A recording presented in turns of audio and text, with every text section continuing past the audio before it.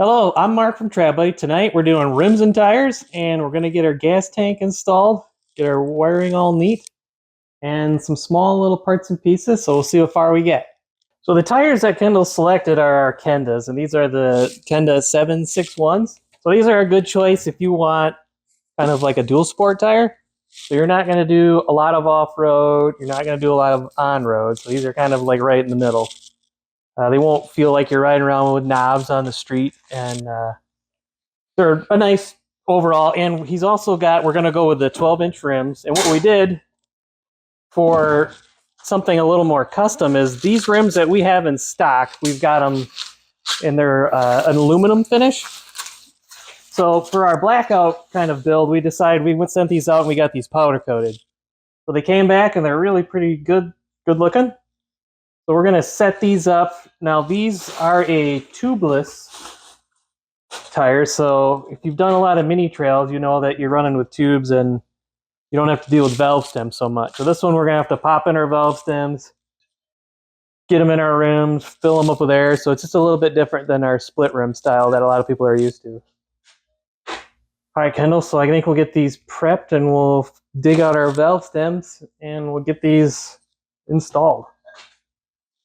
Okay, so we've got our only clean work surface in the shop. Here is our workbench, apparently. So we've got this set up.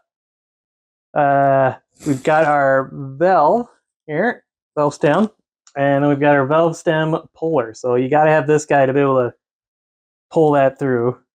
So we'll start with this. We just got some soapy water.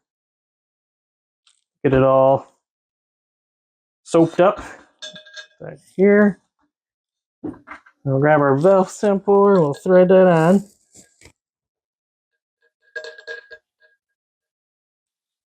So as I got it here, I'm going to kind of be rocking it and pulling at the same time.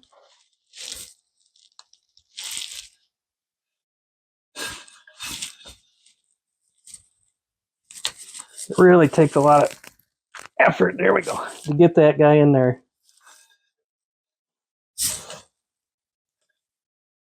Then what you're looking for is on the valve stem, there's a little bead, and you want to have that just above the rim. Then you know you've gone far enough, so you can see it from the back side. It's seated good. All right, take that off.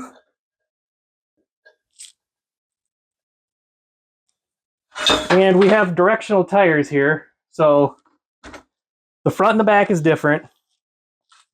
I've got our machined lip facing the right direction to the direction of our tread pattern. So just double check that as you're doing your front or your rear. So what we'll do is we'll get this one all soapy. There you go, Kendall. We'll lather it up. Okay, so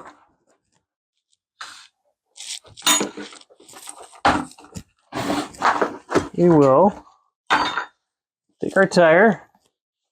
If I can get that rag. You don't want to get too much. You don't want to get a lot of water or anything inside the tire. Just enough to make it so it goes on. So we'll take our tire, have the right tread direction. And we will slide it on. All right, Ken, I'm gonna need a little help from you. So what we're gonna be doing, just kind of walk it over.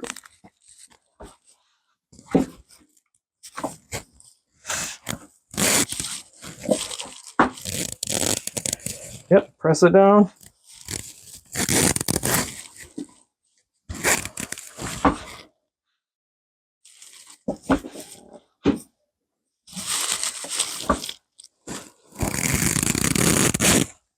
Got it. We can try to flip it over too.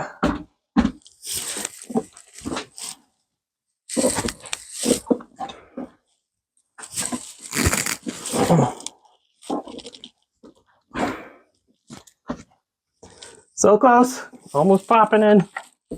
Oh, nope, don't use that because we don't want to scratch the rim or puncture the tire. All right, flip it.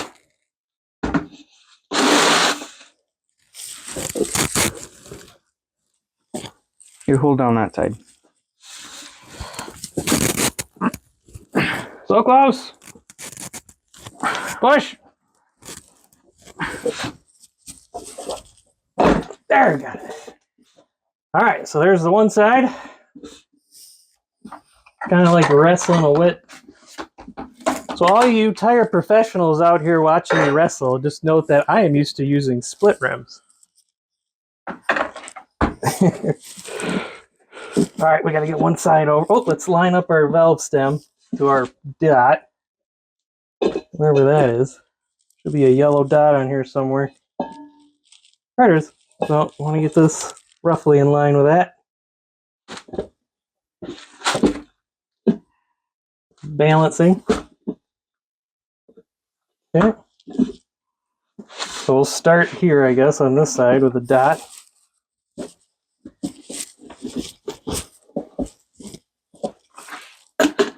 Got our little rim saver since we've got black powder coated wheels.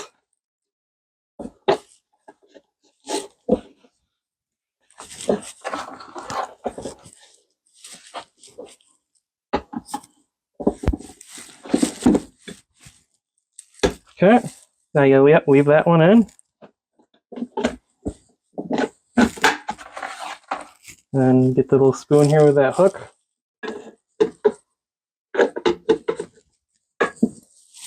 Hold it.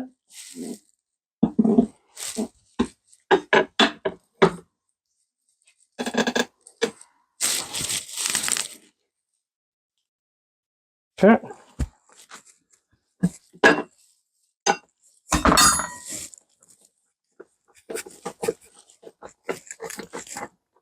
Here, we got that pinched in there, so that's not gonna move.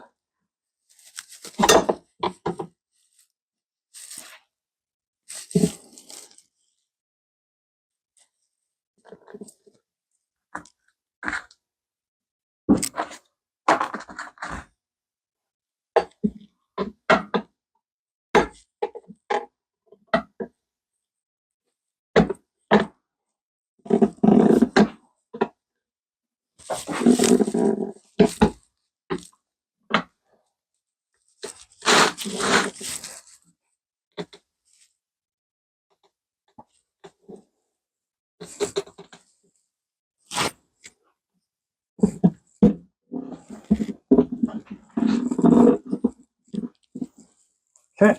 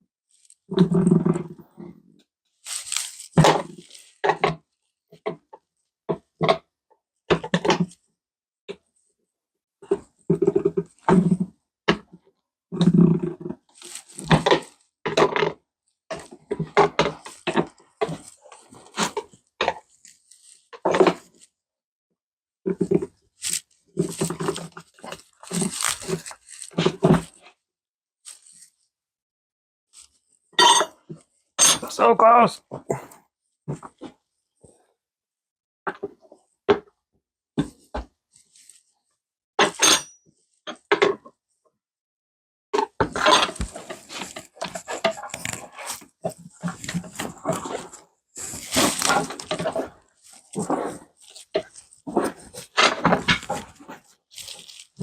There we got it.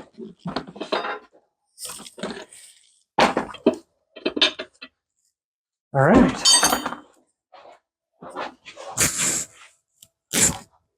Rim installed, albeit not as graceful, but we got it. Okay, Kendall, so we got our tires all mounted. Now, it's time to, I guess, dress our hub assembly. So why don't you tackle the front there? That axle should be kind of on there finger tight, and then I will get that rear hub together. and the rear brake assembly, and we should be good to roll. All right, get it. So when you're bolting these rims up, it's very important that they maintain their concentricity, or their concentric. So these machine surfaces where there's this little flat landing, they're super, super tight. Now ours had powder coat on top of that already. So the trick with these guys is sometimes you need to take your rim, not often, and just gently sand off a little bit. Us, we had to sand off a little bit of our powder coat, but it needs to like really crimp in there. Once you get them on and you ever have to take it off again, it's not as bad because they've kind of worked together. But these are definitely a chore to get these hubs seated on here, so that way everything's real good and in line. So we've got our front on, we'll go do that same thing to the rear here. So I've got this one started, and I was able to take this one and then lightly tap this one with a hammer, so it got that started over that little edge. And then we'll take our wrench here and we'll bring it the rest of the way home. So that way we also need to make sure that we're seated. So you can look inside here and there's the machine surface on the hub and the machine surface on the rim. So you just want to make sure those are nice and tight to one another.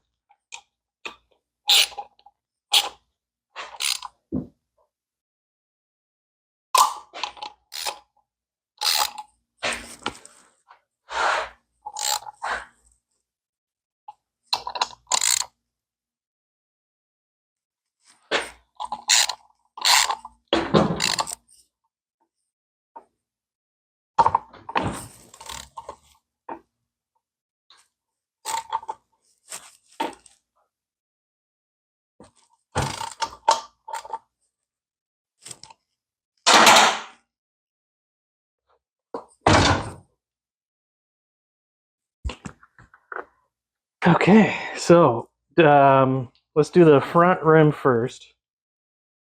Set this one working. All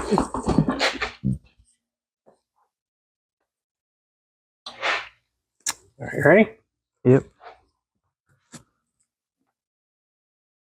So hold the tire up square, like that. Like that. And then as you go in, this tab and that tab need to line up.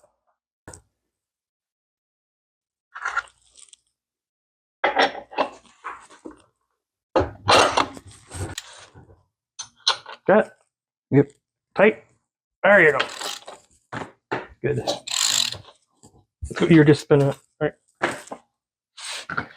All right, front tire is installed.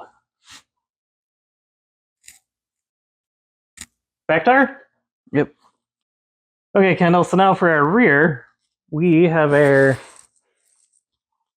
brake shoes and our brake shoe housing. So we will get off this blue tape that we use from the painting.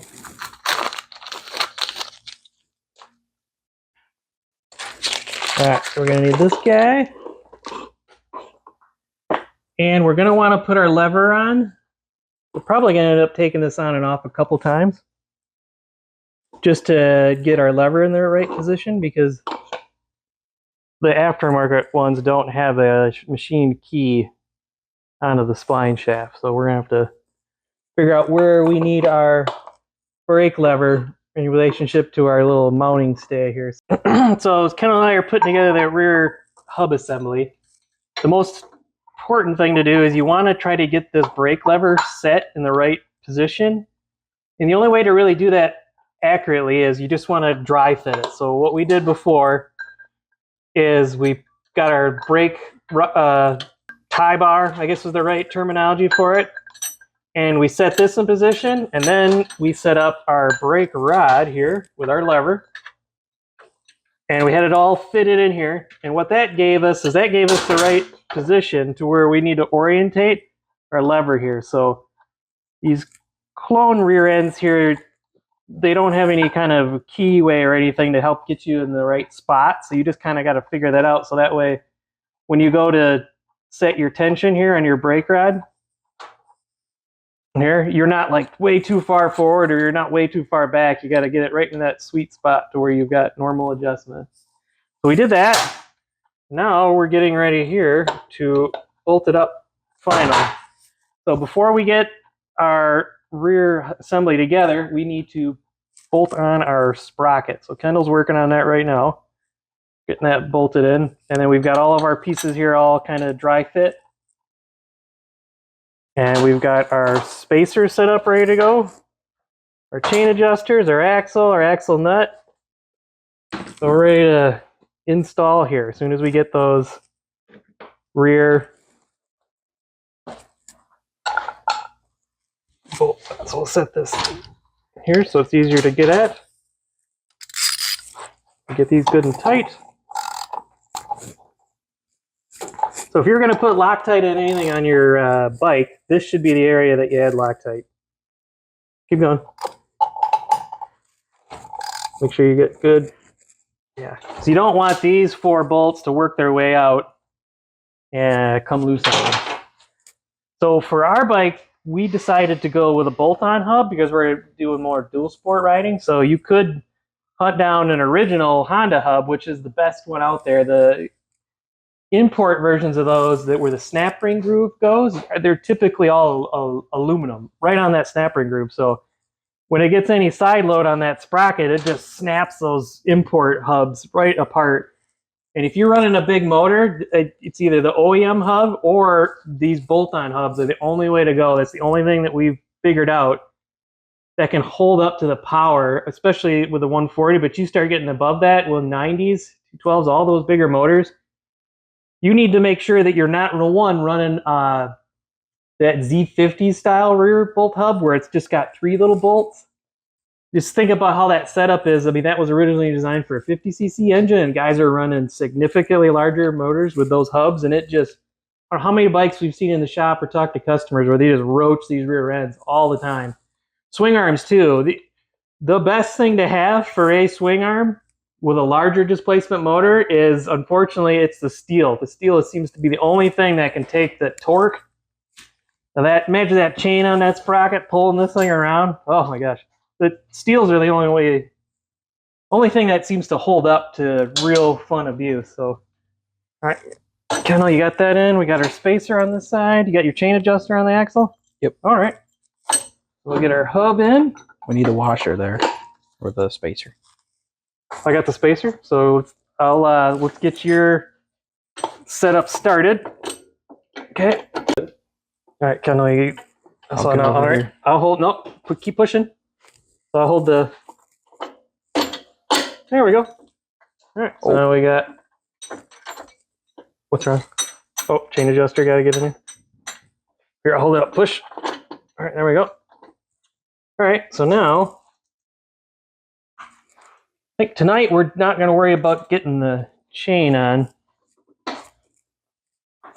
Make sure that doesn't get trapped. I think we're just going to focus on making a roller tonight.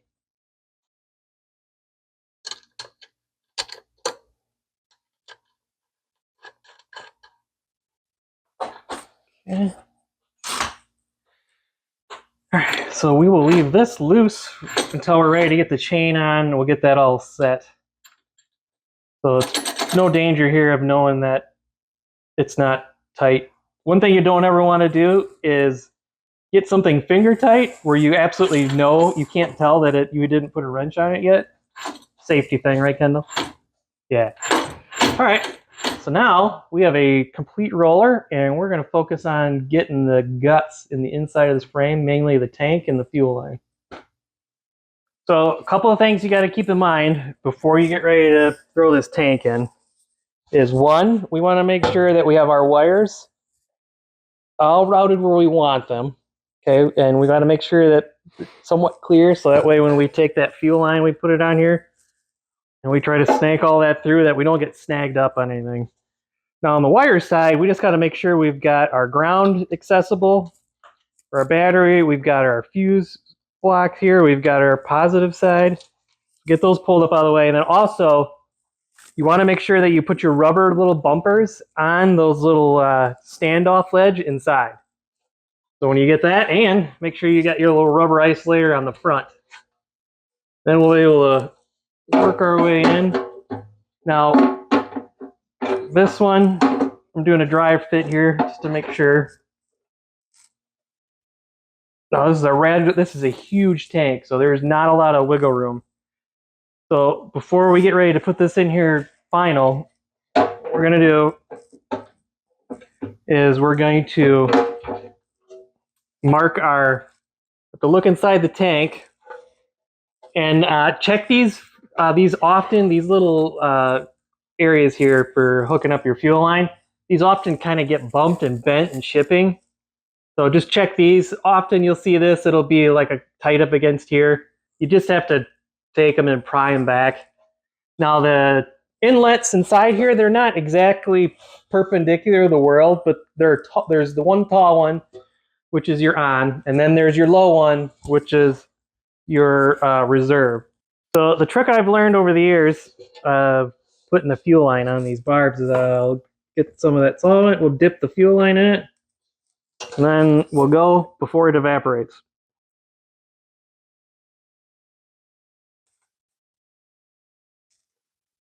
There, now we're on. You want to try the other side?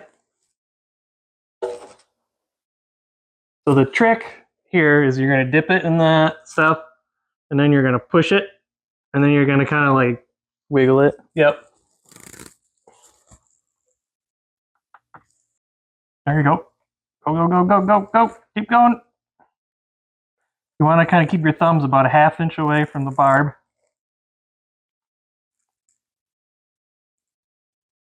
Oh.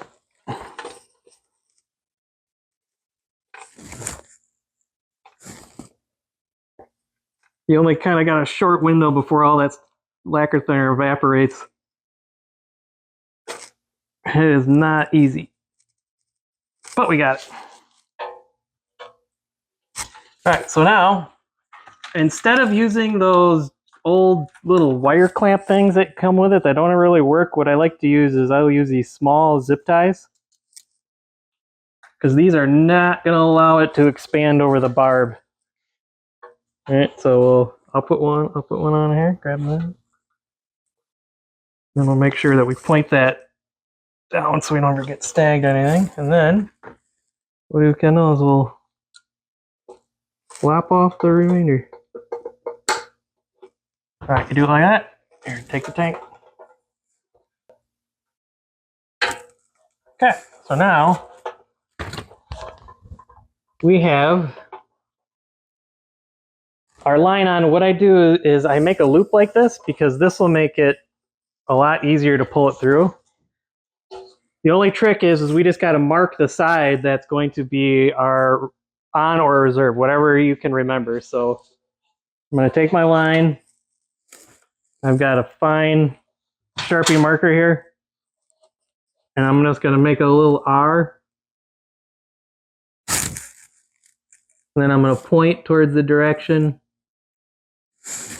of the R. So I just wrote on there R, and I'm pointing at this side of the line. So that way when I pull it through and I'm done, this is typically a lot longer than you need.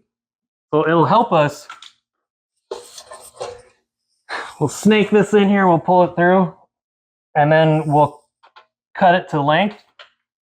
And then we'll take that remainder, and that remainder will be our jumper from our on-off reserve selector switch to the carburetor. So this, Kendall, can you get your hands down in there? This is the trick. So I'm going to hand Kendall the fuel line. Got it? Mm-hmm. And now I'm going to, okay, oops, slow down, slow down, slow down. I'm going to put the tank in. And I can feel it hit the rubber part in the front. And now it's just a matter of getting these tabs lined up with those bolts. So often you gotta, there we go, tap them in and get them into the right location. So we've got our fuel line ran, got our tank in. All right, now we're ready to hunt down some hardware and get our parts and pieces to mount our selector switch for on-off reserve. So we got our carburetor intake, everything's set up, mounted, and we've got our fuel selector switch here. So we've got on, off, and reserve. So with our selector switches, it doesn't have any actual words. It's got a picture of like an open bucket and a fuel line at the top. So that's pointing, you're going to point that to your on, that'll be your main running line. And then you've got off, which is horizontal, there's a little dot here. Then there's a bucket on the bottom where the fuel level or the level is super low. Now that's reserve. So something to note, because what we need to do is I've got my fuel line here marked where I'm pointing at the reserve side of the fuel tank. That one, we're going to want to plug it into the bottom for reserve. And then our regular on, we'll have into our, I guess you call it the middle or the top of this two on this side. Then we've got from here to the carburetor. First, we're going to mount this. Okay, so I got my small 8mm, and what we're going to do is we're going to point this so we can make a nice loop over to the in feed for the carburetor. We'll get this mounted. Okay, so now we are ready to cut our fuel line. So we've got our R, and what we're going to want to do is make a nice loop. We don't want it so tight. All right, so we got there. Now I'm going to go from here to the in feed on the other side of the bike for the fuel line. So I'm going to double check my length on that and get that cut and slipped on. And then what we'll do is we'll take our small little zip ties and we'll get some zip ties on here to keep it on the other side of that barb. That seems to be, I've never had one ever fall off using the zip ties. All right, I think we're going to call it a night tonight. We've got an actual roller now, Kendall, and we've got our fuel tank in, and we've got a bunch of just little stuff to do yet. So we've got to get our once chrome strip, which is now a black strip, and our battery box, chain. We've just got a whole, and we'll be able to put fuel in it, and our exhaust. We get our exhaust on, and it's not too crazy loud, and we'll be able to start it and hear it run. So check it out, or check us out on mytrailbuddy.com.